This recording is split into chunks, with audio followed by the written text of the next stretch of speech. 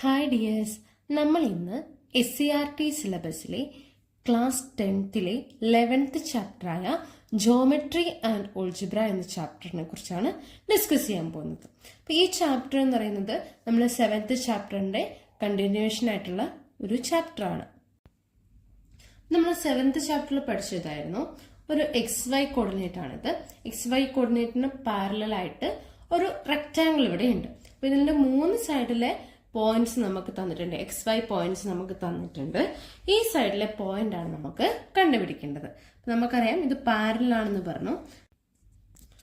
അപ്പൊ ഇവിടെയുള്ള X coordinate എന്തായിരിക്കും? പാരലൽ ആണെങ്കിൽ സെയിം ആയിരിക്കും അല്ലെ? അതായത് ഇവിടെ എത്രയാണ്? ഇവിടെ 3 ആണ്. അപ്പൊ ഇവിടെ X കോർഡിനേറ്റ് എത്ര ആയിരിക്കും? ഇത് 3 ആയിരിക്കും. ഇനി Y കോർഡിനേറ്റ് നോക്കുക. ഇവിടെ X കോർഡിനേറ്റ് 3 ആയിരുന്നു, ഇവിടെ X കോർഡിനേറ്റ് 8 ആയി. അപ്പൊ ഇവിടെ എത്ര തന്നെ വന്നു? 8 തന്നെ വന്നു. ഇവിടെ Y കോർഡിനേറ്റ് 2 ആയിരുന്നു, അപ്പൊ നേരെ ഇവിടെ പോയപ്പോൾ ഇവിടെ എത്രയായി? 2 ആയി. അപ്പൊ ഇവിടെ Y കോർഡിനേറ്റ് എന്ന് പറയുന്നത് 6 ആണ്. അപ്പൊ ഇവിടത്തെ എത്ര തന്നെയായിരിക്കും? ഇവിടത്തെയും 6 തന്നെയായിരിക്കും. അപ്പൊ നമുക്ക് ഈ പോയിന്റ് എന്ത് കിട്ടി? 3, 6 എന്ന പോയിന്റ് നമുക്കിവിടെ കിട്ടി. അങ്ങനെയാണെങ്കിൽ നമുക്ക് അടുത്തതായിട്ട് ഇങ്ങനെ ഒരു ഫിഗർ തന്നിട്ടുണ്ട്. ഇതിന്റെയും 3 വശങ്ങൾ തന്നിട്ടുണ്ട്. അപ്പൊ 4ാമത്തെ സൈഡിലെ പോയിന്റ് ആണ് നമുക്ക് കണ്ടുപിടിക്കേണ്ടത്. അപ്പൊ ഇത് നമുക്ക് മനസ്സിലായത് നമുക്ക് എന്താണ്? ഒരു റെക്ടാങ്കിൾ ഷേപ്പ് അല്ല അല്ലെ? അപ്പം ഇവിടത്തേക്ക് X കോർഡിനേറ്റും Y കോർഡിനേറ്റും ഒക്കെ ഡിഫറെന്റ് ആണ്. നമുക്ക് എങ്ങനെ ഈ 4ാമത്തെ സൈഡ് കണ്ടുപിടിക്കുമെന്ന് നോക്കാം. അപ്പൊ ഞാനിവിടെ ആദ്യമായിട്ട് എന്താ ചെയ്യുന്നതെന്ന് വെച്ചാല് നമുക്ക് ഈ കുറച്ച് സ്ലാൻഡഡ് ലൈൻ ആണല്ലേ, അപ്പൊ നമുക്ക് നേരെ ഈ ലൈൻ ഒന്ന് വരച്ച് നോക്കാം.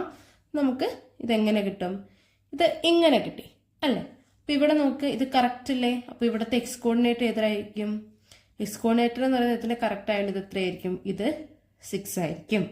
ഇനി Y കോർഡിനേറ്റ് എന്ന് പറയുമ്പോൾ നമ്മൾ നേരെയല്ലേ വരച്ചത്, അപ്പൊ ഇവിടെ എത്രയായിരിക്കും? ഇവിടെ 2 ആയിരിക്കും. നമുക്ക് ഈ ഒരു ഡിസ്റ്റൻസ് എത്ര കിട്ടി? 3ൽ നിന്ന് 2 കുറച്ച് എത്രയാണ്? ഇവിടെ ഒരു 1 ഡിസ്റ്റൻസ് കൂടിയല്ലേ? ഇവിടെയോ? ഇവിടെ 3ൽ നിന്ന് 6 ആയി. അപ്പൊ ഇവിടുത്തെ ഡിസ്റ്റൻസ് എത്രയായിരിക്കും? ഇത് 3 ആയിരിക്കും.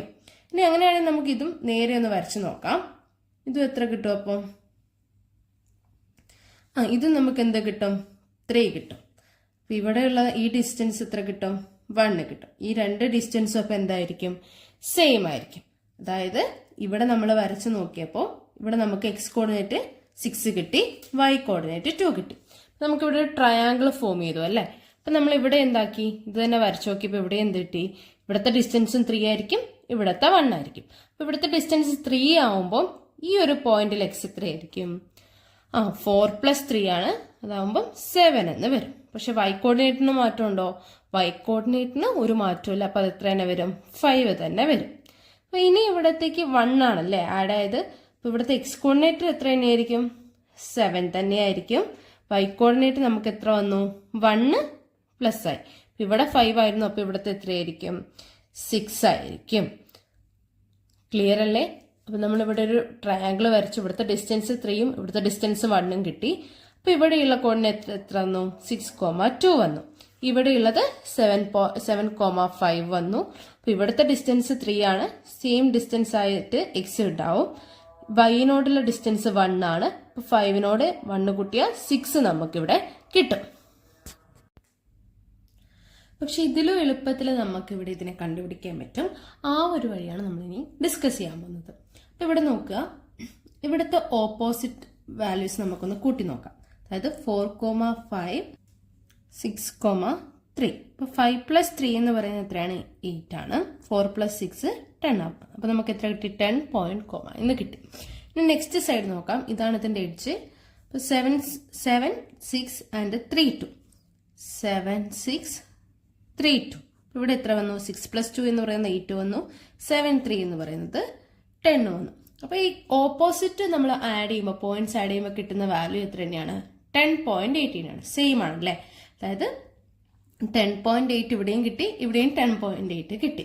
അപ്പൊ നമുക്കിത് കണ്ടുപിടിക്കാൻ വേണ്ടിയിട്ട് ഇത് നമുക്ക് ആദ്യം നമുക്ക് കിട്ടിയിരുന്നില്ലായിരുന്നല്ലോ. അപ്പൊ നമുക്കിതിപ്പോ XY എന്ന് എടുക്കാം. നമ്മൾ ആദ്യം എക്സിന്റെ വാല്യൂ മാത്രമാണ് നോക്കുന്നത്. X + 3 എന്ന് പറയുന്നത് എന്തിനോട് ഈക്വൽ ആയിരിക്കും? ഇവിടത്തെ ഓപ്പോസിറ്റ് എക്സിനോട് ഈക്വൽ ആയിരിക്കും. അതായത് നമുക്കിവിടെ ഓപ്പോസിറ്റ് സൈഡ് എടുത്ത് നോക്കാം. ഇവിടുത്തെ ഓപ്പോസിറ്റ് സൈഡ് ഇത് എക്സും ഇവിടെ 3 ആണ്. X + 3 എന്ന് പറയുന്നത് എന്ത് വരും? എക്സ് പ്ലസ് 3 എന്ന് പറഞ്ഞാൽ ഇവിടെ 4ഉം ഇവിടെ 6ഉം ആണ്. 4 + 6 എന്ന് വരും. അപ്പം നമുക്ക് എങ്ങനെ എഴുതാം? X plus 3 = 6 + 4. നമുക്ക് എങ്ങനെ വന്നു? എക്സ് പ്ലസ് 3 = 10 എന്ന് വന്നു. അങ്ങനെയാണെങ്കിൽ എക്സ് എത്രയായിരിക്കും? 10 - 3, അതായത് 7 ആയിരിക്കും. ഇനി നമുക്ക് വൈയുടെ കേസ് എടുത്ത് നോക്കാം. ഇവിടെ നമ്മൾ വൈ ആയിട്ട് എടുത്തു. ഇവിടുത്തെ വൈ എന്ന് പറയുന്നത് 2 ആണ്. y + 2 = y + 3 ആയിരിക്കും. 5 + 3. സോ y + 2 = 8 എന്ന് വന്നു. y = എന്ത് വരും?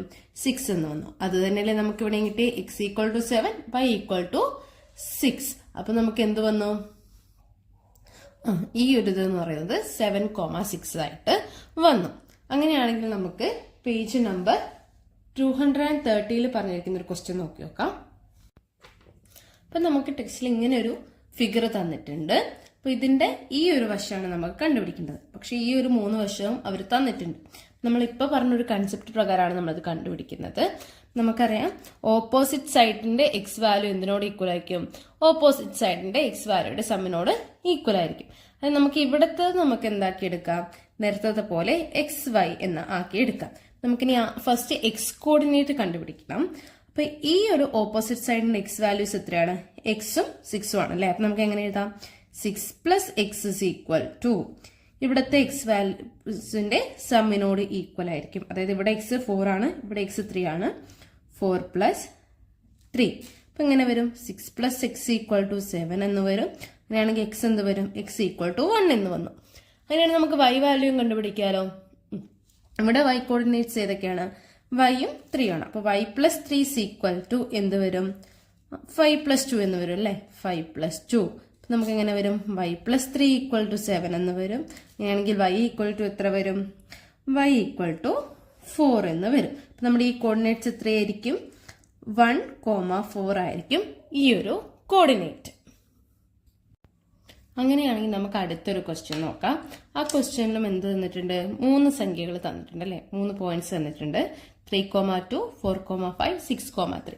അങ്ങനെയാണെങ്കിൽ നമുക്ക് ഇവിടെയുള്ള പോയിന്റ് ആണ് കണ്ടുപിടിക്കേണ്ടത്. അപ്പൊ നമുക്ക് അത് എന്താക്കി എടുക്കാം? x, y ആക്കി എടുക്കാം. ഇനി നമുക്ക് എന്ത് ചെയ്യാം? ഇത് ആഡ് ചെയ്താൽ നമുക്ക് എക്സ് കോർഡിനേറ്റ് കിട്ടുമല്ലോ. അതായത് x + 4 = എന്താണ്?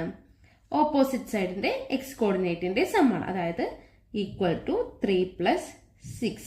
ഇവിടെ എത്ര വരും? x + 4 = 9 എന്ന് വരും. അങ്ങനെയാണെങ്കിൽ x എത്ര വരും? x = 5 എന്ന് വരും. അങ്ങനെയാണെങ്കിൽ നമുക്കിനി y കോർഡിനേറ്റ് കണ്ടുപിടിക്കാലോ. അപ്പൊ ഇവിടെ എന്താണ് y കോർഡിനേറ്റ്? ഇവിടെ y 5 ആണ്. ഇവിടെ y ഏതാ നമുക്കറിയില്ല. സോ y + 5 = എന്ത് വരും? ഇവിടുത്തെ y കോർഡിനേറ്റിന്റെ സം, അതായത് 2 + 3. 2 + 3 എന്ന് വരും. അങ്ങനെയാണെങ്കിൽ y = എത്ര വരും? y = 2 + 3 എന്ന് പറയുന്നത് 5 ആണ്. 5 - 5 എന്ന് പറയുന്നത് എത്രയാണ്? 0. y കോർഡിനേറ്റ് നമുക്ക് എത്ര കിട്ടി? 0 എന്ന് കിട്ടി. അങ്ങനെയാണെങ്കിൽ ഇവിടെ എത്ര വരും? 5,0. ഇതായിരിക്കും ആ ഒരു പോയിന്റിന്റെ കോർഡിനേറ്റ് എന്ന് പറയുന്നത്.